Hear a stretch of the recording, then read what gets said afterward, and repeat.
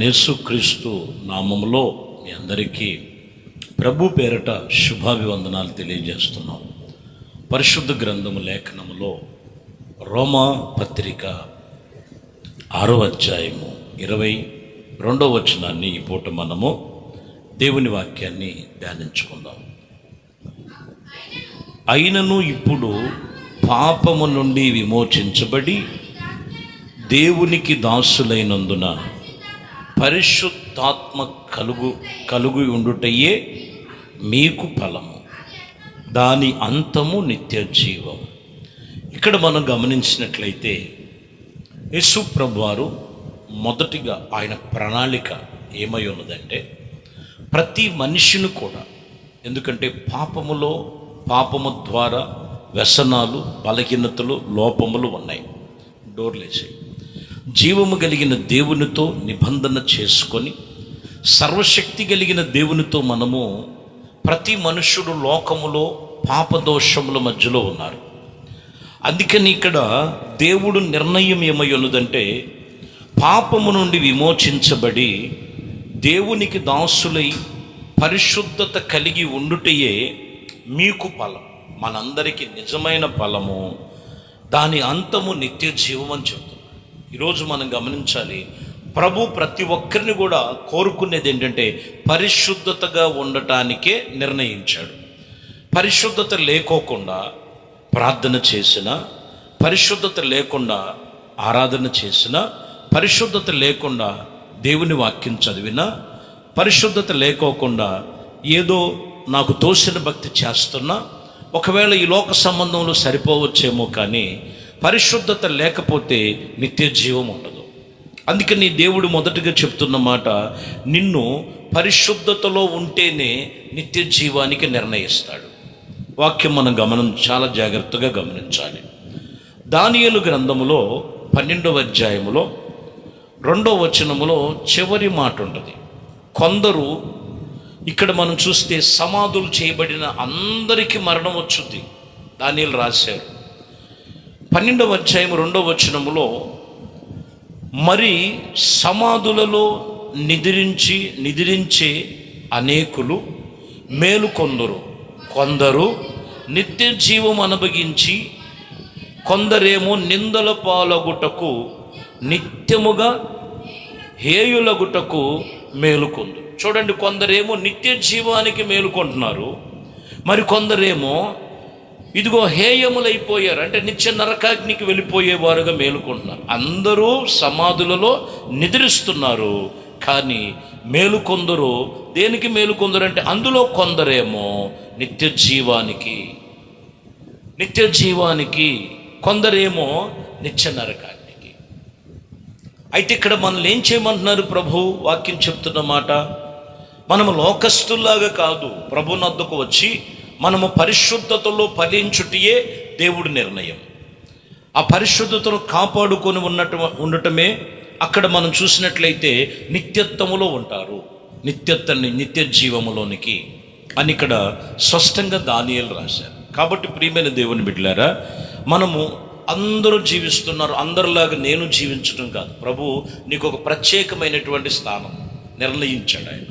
అదే పరిశుద్ధతలో ఉండుటయే, అది నిన్ను నిత్య రాజ్యానికి వారసులుగా ఉంటూ చేస్తారు. 1 కొరింథీయులకు రాసిన పత్రికలో 3వ అధ్యాయములో 15వ వచనం ఉంటుంది. కొందరేమో ఏం చేస్తున్నారు? తన సహోదరులను ద్వేషించువాడు ఎలా ఉన్నారంట? నరహంతకు. 1 యోహాను పత్రిక 3వ అధ్యాయము 15వ వచనం, తన సహోదరుని ద్వేషించువాడు నరహంతకుడు, ఏ నరహంతకుని నిందనను నిత్య జీవమందున్న మీరు ఎరగరని మీరు జ్ఞాపకం చేసుకోవాలి. ఇక్కడ ఏమంటున్నాడు? మొదటిగా తన సహోదరుని ద్వేషించువాడు నరహంతకుడు, ఏ నరహంతకుని యందున్న నిత్య జీవం ఉన్నదో మీరు ఎరుగుదురు. చూడండి, అంటే ఒకరినొకరు దూషించుకుంటాం ఎక్కువైపోయింది ఇప్పుడు ఈ సోషల్ మీడియా వచ్చిన తర్వాత. ఎవరనంటే క్రైస్తవులకే పడట్లేదు. వీళ్ళు పరిశుద్ధులు ఎలా ఉంటారు? ప్రభు దూషించబడ్డాడు, కానీ బదులు దూషించలా. మనల్ని ఎందుకు పిలిచాడు ప్రభు? దేనికి నిర్ణయించాడు? పరిశుద్ధులుగా ఉండటానికి నిర్ణయించాడు. దూషణకు బదులు దూషణ, హింసకు బదులు హింస అనేది ప్రభు ఎక్కడ చెప్పాల. ఇక్కడ తన సహోదరులు ఏం చేస్తున్నారంట? తన సహోదరులను మనం గమనించినట్లయితే, ఇదిగో దేశించువాడు నరహంతకుడు. కాబట్టి ఈరోజు మనం గమనించాలి, ప్రతి ఒక్కరు కూడా ఆత్మ సంబంధమైన విషయంలో పరిశుద్ధతను కాపాడుకోవాలంటే నీ సహోదరులను ప్రేమించు. ఒకవేళ వాళ్ళలో తప్పిదములు ఏమైనా ఉంటే వాళ్ళ గురించి ప్రార్థన చేయి. ఇదే ప్రభు మనకు నేర్పింది. కానీ ఈరోజు మనం చూస్తే ఆ సంఘాల మీద, ఈ సేవకుల మీద ఈ బురదలు జల్లుకొని సోషల్ మీడియాలో అన్నిల మధ్యలో హేళమైపోతున్నటువంటి పరిస్థితులు ఈ రోజుల్లో మన పరిశుద్ధతను జాగ్రత్తగా కాపాడుకుంటాం. అంటే సహోదరులను ఒకరికొకరు దేశించటం కాదు, క్రీస్తు ప్రేమను చాటి చెప్పటమే దేవుడు మనకిచ్చిన గొప్ప పరిశుద్ధతలో మూల్యమైన మాట. మీరు గమనించాలి. యోహాను సువార్తలో 6వ అధ్యాయము 54వ వచనములో యేసు ప్రభువారు ఆయన అప్పగించుచున్న రాత్రి ఆయన శిష్యులతో చెబుతూ ఏమని చెప్తున్నారంటే, నా శరీరమును తిని నా రక్తమును త్రాగువాడు నిత్య జీవము గలవాడు, అంచె దినములలో నేను వానిని లేపెదను. చాలు. ఇక్కడ మనం గమనిస్తే ఈరోజు వాక్యం ఏంటంట, పరిశుద్ధతగా ఉండుటయే నిత్య జీవమునకు సూచనలు. నిత్య జీవమునకు మనము వారసులుగా ఉండటానికి దేవుడు నిర్ణయించాడు. పరిశుద్ధతలో ఉంటేనే నిత్య జీవం. ఒకటి, పరిశుద్ధతలో ఉండటం నిత్య జీవం. రెండవది, నీ తోటి సహోదరులను ద్వేషించకపోవటం, ప్రేమించటం, అది నిత్య జీవం. 3, ఇక్కడ మనం గమనించినట్లయితే, నా శరీరమును తిని నా రక్తము త్రాగువాడే నిత్య జీవము గలవాడు, అంచె దినములలో నేను వానిని లేపుతాను. ఇప్పుడు ఏం చేయాలి? ఖచ్చితంగా మారు మనసు పొంది, పాప క్షమాపణ నిమిత్తం బాప్టిజం పొంది, బాప్టిజం పొందిన వారు సంఘములో చేర్చబడి, మరి నీటి బాప్టిజము ద్వారా రక్షణ పొందినటువంటి వారు ప్రభు బలలో ఖచ్చితముగా నిర్ణయము చొప్పున ప్రభు ఏర్పాటు చేశారు. ఎక్కడ కూడా ప్రభు సంస్కారాన్ని, ప్రభు బలారాధనను వ్యర్థపరుచుకోకూడదు. యేసయ్య ఖచ్చితంగా చెప్తున్న మాట, నా శరీరం ఎవరు తింటారో, నా రక్తము ఎవరు మరి త్రాగుతారో, అనగా నా శరీరము తిని నా రక్తమును త్రాగువాడే నిత్య జీవము గలవాడు, అంచె దినములలో నేను వానిని లేపుతా. అంటే ఎక్కడ కూడా మనము ప్రభు సన్నిధిలో మారు మనసు చాలా అవసరం, బాప్టిజం చాలా అవసరం. బాప్టిజం పొందిన తర్వాత అన్నిటికన్నా సంఘ సహవాసములో ఉండి బల్లారాధనలో ఆయన రక్తమును, ఆయన శరీరములో పాలివారమై ఉండటము చాలా చాలా అవసరం. అది నిత్య జీవమునకు వారసులుగా ఉండటానికి. ఎందుకంటే 48లో ఒక మాట అంటారు ప్రభు, 6వ అధ్యాయం 48, విశ్వసించిన వాడు ఎవడైతే విశ్వసిస్తాడో వాడే నిత్య జీవము గలవాడు, జీవాహారము నేనే. ఇప్పుడు మనం ఎవరిని? యేసు ప్రభు వారు చెప్పినది మనము జీవాహారముగా తీసుకోవాలి. యేసయ్య మనకు జీవాహారం. ఆయన చెప్పిన మాటలు కానీ, ఆయన చెప్పిన ఉపదేశములు కానీ ఎక్కడ తోసిపుచ్చకూడదు. అప్పుడే నీకు నిత్య జీవం. దేవుడు మాటలు తోసిపుచ్చి దేవుడికి విరోధముగా చేస్తూ లోకస్తుల్లో కలిసిపోయి బల్లారాధనకు దూరమైపోయి యేసయ్య రక్తం, యేసయ్య శరీరము నెల నెల డెలో చేసుకుంటూ వారిలో జీవం ఉండదు. వాళ్ళు నిత్య జీవానికి వారసులు కాదు. వాళ్ళు చేసే భక్తి జీవితం పరిశుద్ధమైనది కాదు. ఖచ్చితంగా దేవుడు వాక్యం ఇక్కడ మనతో తేటపరుస్తున్న మాట. కాబట్టి విశ్వసించిన వాడే నిత్య జీవము గలవాడు, జీవాహారము నేనే, యేసయ్య చెప్తున్నారు. ఖచ్చితంగా ప్రభు మనతో మాట్లాడుతున్న మాట. కాబట్టి మనము నిత్య జీవమును ఉండటానికి దేవుడు నిర్ణయించాడు. ఈరోజు పరిశుద్ధతలో ఉండటం, నీ తోటి సహోదరులను ప్రేమించి వాళ్ళ కోసం ప్రార్థన చేయటం. 3వది, ఆయన అప్పగించిన మరి సంఘములో ఆయన రక్తమును, ఆయన శరీరములో పాలివారై ఉండుటకు నిన్ను నీవు పరీక్షించుకొని, బలహీనతలుంటే ఆ బలహీనతలు సరిచేసుకొని ప్రభు సన్నిధిలో జాగ్రత్తగా మనం నడుచుకునటమే ప్రభు మనకి నిత్య జీవమునకు వారసత్వముగా దేవుడు అనుగ్రహించాడు. చూద్దాం ఒక మాట. యోహాను సువార్త 3వ అధ్యాయంలో 16వ వచనం ఉంటుంది.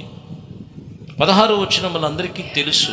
దేవుడు లోకమును ఎంతో ప్రేమించాడు, కాగా అద్వితీయ కుమారునిగా పుట్టిన వాని యందు విశ్వాసముంచిన ప్రతివాడు నశింపక నిత్య జీవం పొందినట్లు ఆయన వారికి అనుగ్రహించాడు. ఎవరి మీద ఉండాలంటే ఇప్పుడు దేవుడు ఎంతగానో ప్రేమించాడు. అయితే యేసుక్రీస్తు లోకమునకు అద్వితీయ కుమారుడుగా వచ్చి ఉన్నారు. ఆయన యందు మనము విశ్వాసము కలిగి ఉండాలి. ఆయన యందు మన విశ్వాసము కలిగి ఉన్నట్లయితే నశింపక నిత్య జీవము గలవారమై ప్రభు సన్నిధిలో ఉంటాం. కాబట్టి ప్రియమైన దేవుని బిడ్డలారా, లేఖనము తెలియజేస్తున్న మాట, నిత్య జీవమునకు కలిగి ఉండాలంటే ఇక్కడ కూడా అంటున్న మాట, యేసుక్రీస్తునందు విశ్వాసం కలిగి ఉండాలి. ప్రభు ఏమైతే చెబుతున్నారో వాటి విషయంలో జాగ్రత్త కలిగి మనం నడుచుకోవాలి. వాక్యం అదే తేటపరుస్తున్న మాట. ఆఖరికి ఒక మాట చదువుకుందాం.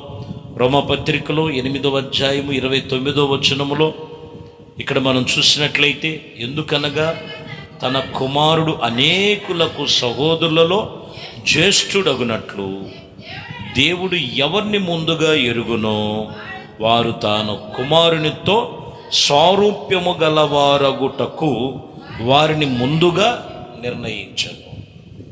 దేనికి నిర్ణయించాడంటే ఆయన సారూప్యములోనికి రావాలి.